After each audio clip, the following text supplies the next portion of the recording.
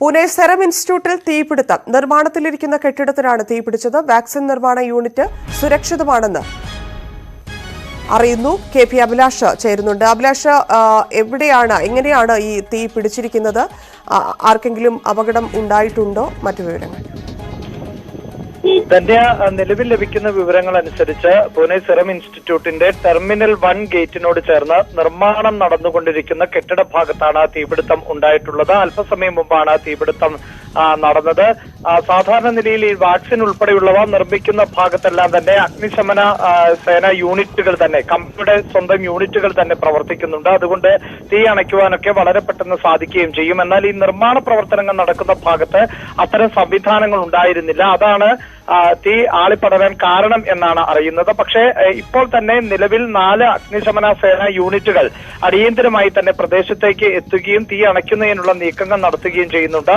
നമുക്കറിയാം, പൂനെവാലെ ഗ്രൂപ്പിന്റെ 1966 മുതൽ പ്രവർത്തിക്കുന്ന വാക്സിൻ നിർമ്മാണ യൂണിറ്റാണ് പൂനെ സെറം ഇൻസ്റ്റിറ്റ്യൂട്ട്. അവിടെ എപ്പോഴും തന്നെ നിർമ്മാണ പ്രവർത്തനങ്ങൾ അടക്കം നടന്നുകൊണ്ടിരിക്കുകയും കെട്ടിടങ്ങൾ അടക്കം നവീകരിക്കുകയും ഒക്കെ ചെയ്യുന്നുണ്ട്. കാലാകാലങ്ങളിലുള്ള റിനോവേഷൻ പരിപാടികളും നടക്കുന്നുണ്ട്. ഇതിന്റെ ഭാഗമായുള്ള നിർമ്മാണ പ്രവർത്തനങ്ങളാണ് നടന്നുകൊണ്ടിരുന്നത് എന്നാണ് മനസ്സിലാക്കാൻ സാധിക്കുന്നത്. എന്തായാലും നിലവിൽ ഈ വാക്സിൻ മാനുഫാക്ചർ, പ്രത്യേകിച്ച് നിലവിൽ COVID-19 ബന്ധപ്പെട്ട വാക്സിനുകൾ പ്രധാനമായും നിർമ്മിക്കുന്നത് പൂനെ സെറം ഇൻസ്റ്റിറ്റ്യൂട്ടിലാണ്. അതോടൊപ്പം തന്നെ ലോകത്തിലെ ഏറ്റവും വലിയ വാക്സിൻ നിർമ്മാതാക്കളിൽ ഒന്നാണ്. മറ്റ് രോഗങ്ങൾക്കും ഒക്കെയുള്ള മരുന്നുകൾ ഇതേ സെന്ററുകളിൽ തന്നെയാണ് ഉൽപ്പാദിപ്പിക്കുന്നത്.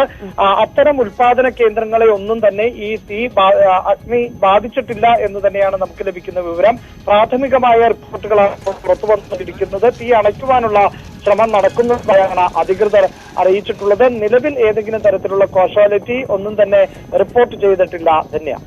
ശരി, നന്ദി അഭിലാഷ്.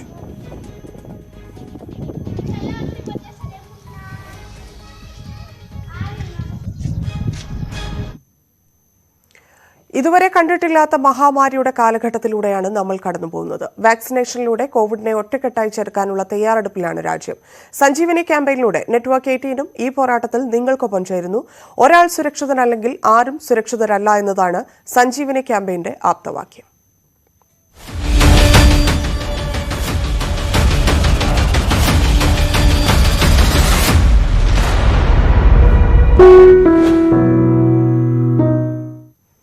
കൂടുതൽ വാർത്തകൾക്കും വിശദാംശങ്ങൾക്കും Malayalam.news18.com